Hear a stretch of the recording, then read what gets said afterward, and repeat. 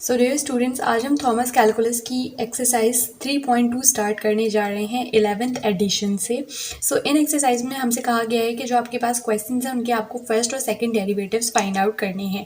So before we start the question, जैसे आप लोगों के सामने ये है, यहाँ पर मैं आपको ये बताती चलूँ कि आपको पावर रूल याद होना चाहिए, कॉन्स्टेंट के ऊपर डेरिवेटिव कैसे अप्लाई करते हैं, ये सारी चीज़ें आपको याद होनी चाहिए। अगर याद है तो वेरी गुड, अगर नहीं भी याद तो आप लोगों को मैं क्वेश्चन करते करते समझाती जाऊँगी। सो चलिए क्वेश्चन नंबर 1 से हम स्टार्ट लेते हैं। हमारे पास है y इक्वल्स टू -x² + 3।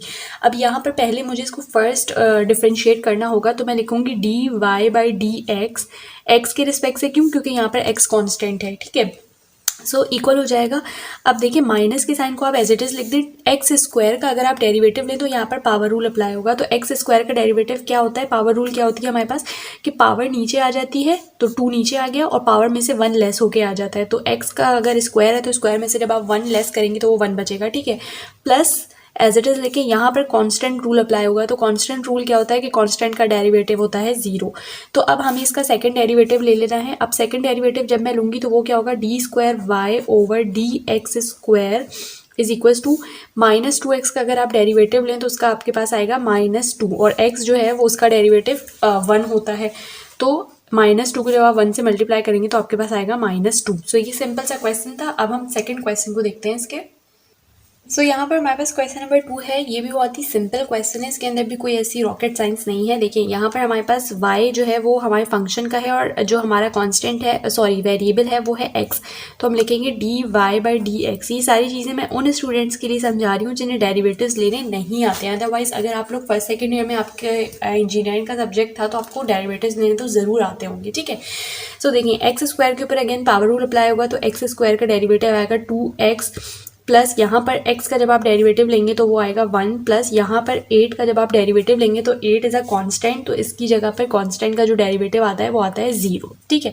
ये हमारे पास फर्स्ट डेरिवेटिव आया है जो कि आया है 2x + 1। अब इसी का अगर हम सेकंड डेरिवेटिव लेंगे तो उसके लिए हम लिखेंगे d² y/dx² is equals to 2 को एज इट इज लिखिए क्योंकि ये कांस्टेंट है, उसको बाहर लेना है। x का डेरिवेटिव जब आप लेते हैं तो वो आता है 1, प्लस यहाँ पर जो 1 है वो अब कांस्टेंट है, तो कांस्टेंट का डेरिवेटिव आता है 0। तो ये आपके पास इक्वल आ जाएगा 2 के। सही। ये हमारे पास क्वेश्चन नंबर 2 भी सिंपल से था। अब हम इसका नेक्स्ट क्वेश्चन देखेंगे। अब क्वेश्चन नंबर 3 है। यहाँ पर आप देखिए मेरे पास वेरिएबल भी चेंज है और फंक्शन भी चेंज है। तो उसके लिए हम क्या लिखेंगे, ds/dt। नीचे वेरिएबल आता है, ऊपर फंक्शन आता है, ठीक है, इज इक्वल्स टू, यहाँ पर देखिए 5 कांस्टेंट है, उसको आप पहले लिख लें। अब t³ क्या है, इसके ऊपर पावर रूल लगेगा। तो पावर रूल क्या होता है कि पावर नीचे आ जाती है और पावर में से एक लेस होके लिख देते हैं, ठीक है। -3 को आप पहले लिख लें एज अ कॉन्स्टेंट, उसके बाद t की पावर 5 ये रूल लगेगा, यानी t⁻5 रूल लगेगा इसके ऊपर। तो वो क्या होगा, पावर रूल इसके ऊपर जब आप अप्लाई करेंगे पावर नीचे आ जाएगी, पावर में से एक सब्ट्रैक्ट कर देंगे, सही है। अब यहाँ पर सिंपल आपने मल्टीप्लिकेशन कर लेनी है। तो 5 × 3 इज 15t² -3 × 5 इज 15t⁴। ये हमारे पास आया है फर्स्ट डेरिवेटिव। अभी हमें इसका सेकंड डेरिवेटिव भी लेना है, तो हम लिखेंगे d²s/dt² इज इक्वल्स टू, देखें यहाँ पर आप 15 को पहले लिख लें, t² के ऊपर पावर रूल लगा दें। तो पावर रूल के अकॉर्डिंग पावर नीचे आ जाएगी, पावर में से एक सब्ट्रैक्ट हो जाएगा, और -15 को आप एज इट इज़ पहले बाहर लिख लें। अब t की पावर 4 के ऊपर लगा दें आप पावर रूल। तो यहाँ पर जब आप पावर रूल लगाएंगे तो पावर नीचे आ जाएगी, पावर में से एक सब्ट्रैक्ट होके लिख लेंगे, ठीक है। तो ये हमने लगा दिया। अब यहाँ पर सिंपल आपने मल्टीप्लिकेशन करनी है। 15 × 2 इज 30t -15 × 4 इज 60t³। सही है। तो ये हमारे पास आंसर आ चुका है। अगर आप चाहें तो आप इसमें से कॉमन भी ले सकते हैं, बट उसकी ज़रूरत नहीं है क्योंकि हमें सिर्फ डेरिवेटिव निकालने का है। ये हमारा क्वेश्चन नंबर 3 हो चुका है। अब हम मूव करेंगे नेक्स्ट क्वेश्चन की तरफ। तो ये देखिए ये हमारे पास क्वेश्चन नंबर 4 है। अब इसके अंदर अगर मैं फर्स्ट डेरिवेटिव लूँ तो वो कैसे होगा, d/dz, और फंक्शन क्या है मेरे पास, w, ठीक है, इक्वल्स टू 3 को आप पहले लिख लेंगे एज अ कांस्टेंट। उसके बाद z की पावर 7 का जब आप डेरिवेटिव लेंगे तो वो कैसे आएगा कि पावर रूल अप्लाई होगा इसके ऊपर। पावर रूल अप्लाई करेंगे तो पावर नीचे, पावर में से 1 लेस, ठीक है। -7 को आप एज इट इज लिख लें।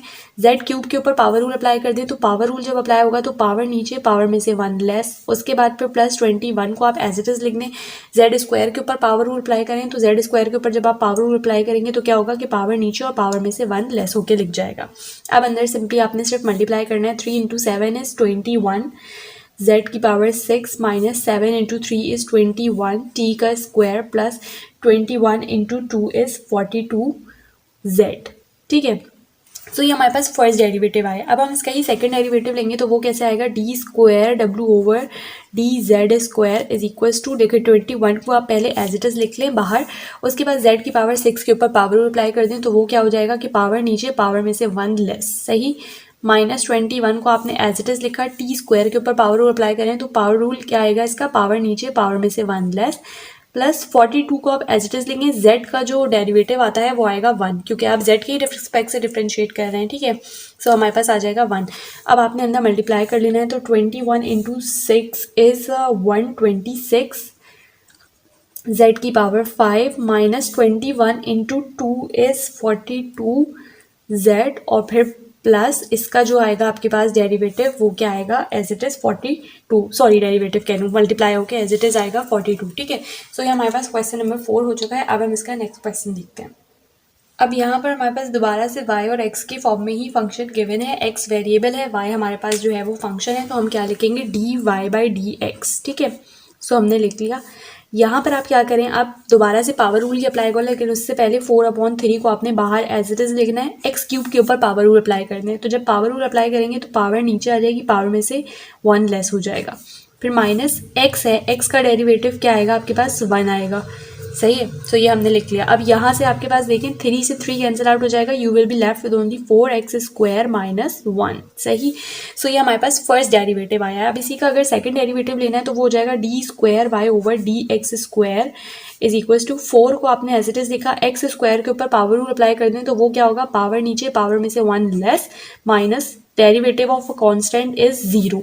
सो 1 क्योंकि कांस्टेंट था तो उसका डेरिवेटिव 0 आया है। ठीक है, सो अब यहाँ पर आप मल्टीप्लाई करें, 4 इंटू 2 इज 8x। ठीक है, तो हमारे पास जो सेकंड डेरिवेटिव आया है वो क्या आया है, 8x आया है, और यही हमारा फाइनल आंसर है। सो ये हमारा नेक्स्ट क्वेश्चन है, क्वेश्चन नंबर 6। बहुत ही स्टूडेंट बहुत इजी क्वेश्चन है। आई वुड सजेस्ट कि पहले आप लोग इस क्वेश्चन को खुद से सॉल्व करें एंड देन आप लोग मेरे सॉल्यूशन के साथ इसको मैच कर लें। यहाँ पर देखिए हमारे पास जब हम फर्स्ट डेरिवेटिव लेंगे तो हम लिखेंगे d y by d x is equals to, इसको मैं लिख सकती हूँ 1/3, और उसके बाद एक्स क्यूब के ऊपर मैं पावर रूल अप्लाई कर सकती हूँ तो वो क्या होगा, पावर नीचे पावर में से 1 लेस, प्लस इसको मैं लिख सकती हूँ 1/2, और एक्स स्क्वायर के ऊपर मैं पावर रूल अप्लाई करूँगी तो वो क्या होगा, पावर नीचे पावर में से 1 लेस, सही।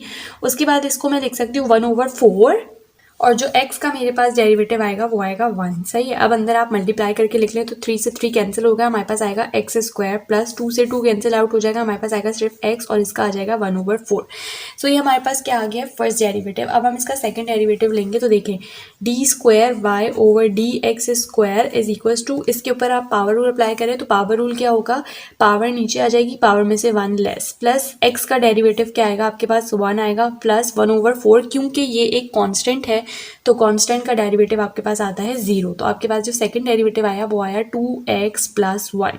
सो हमारे पास ये सेकंड डेरिवेटिव आ गया है जो कि हमारा फाइनल आंसर है। सो स्टूडेंट यहाँ पर अभी हम इन क्वेश्चंस को यहीं तक रखते हैं। ये क्वेश्चंस स्टार्ट के बहुत आसान थे, हम आगे जब इसके फर्दर क्वेश्चंस करेंगे तो वो ट्रिकी होते जाएंगे, बट आई होप कि आप लोगों को डेरिवेटिव्स पहले से निकालने आते होंगे। अगर लेक्चर वीडियो पसंद आई है तो चैनल को लाजमी सब्सक्राइब करें और मुझे कॉमेंट सेक्शन में ज़रूर बताइए।